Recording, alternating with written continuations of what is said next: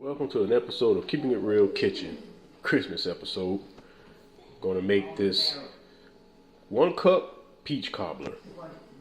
Why do I call it 1 cup peach cobbler? Because you have 1 cup of butter, you're gonna have 1 cup of sugar, 1 cup of flour, self-rising flour. It's important that you use self-rising flour, and 1 cup of milk. Left that out to get room temperature. We already know. So let's get started. So the first step you want to do is strain the peaches from the juice. Now, you don't have to, but I like to get the kind in the heavy syrup. That way they're just sweet. So before we move on to the next steps, we just go ahead and preheat this butter in the oven. Well, actually just go ahead and preheat the oven. And once it's preheated, once you start making the batter, then you'll do this step here. Okay, so the pan is ready. Gonna go ahead and set that to the side. I'm gonna get started on this batter. All right, so we're gonna start on the batter. I'm gonna start off with a cup of sugar, a cup of self-rising flour,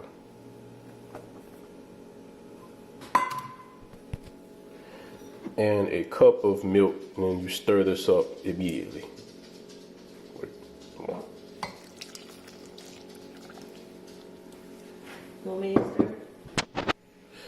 And a teaspoon of vanilla extract.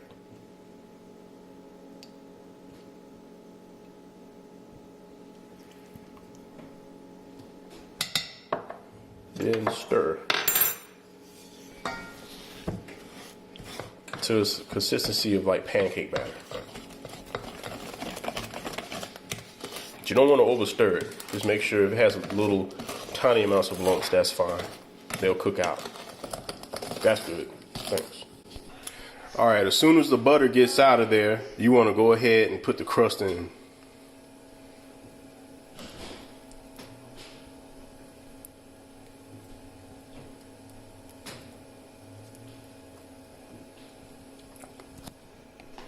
Then your peaches. Just go ahead and dump them in there. Spread them out. Every bite you want a peach. And then you want to take just a little bit of that syrup and pour just a little bit of it onto the batter to give it kind of a sweetness. So once it's done, you put it back in the oven on 350 for about 35 minutes and then check on it until the dough is sort of like a nice bread type of consistency, like cake type of consistency. This isn't your traditional pie crust peach cobbler, it's more of a cake crust. And we're back. This is the result after baking the peach cobbler on 350 for about 45 minutes. It took a little longer than I thought. So right now it's a little kind of wet, but once you let it sit and dry, all those juices will just form back into the crust and it'll be good. It'll be great. You'll see. You'll see.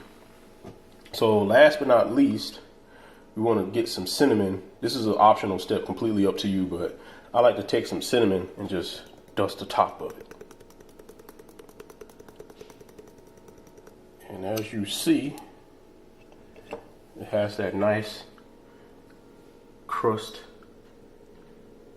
That's how you want the crust to look, like that. And that's it.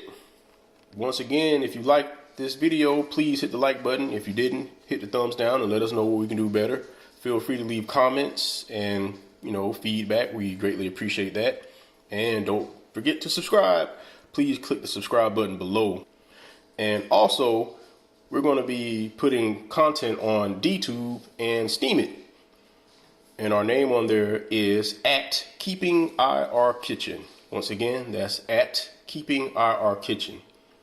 I'll put the link in the description box below, so you can click on that. But right now we're not putting content up until we make an intro video and the channel art. So we'll be doing that in due time, and happy holidays, everybody.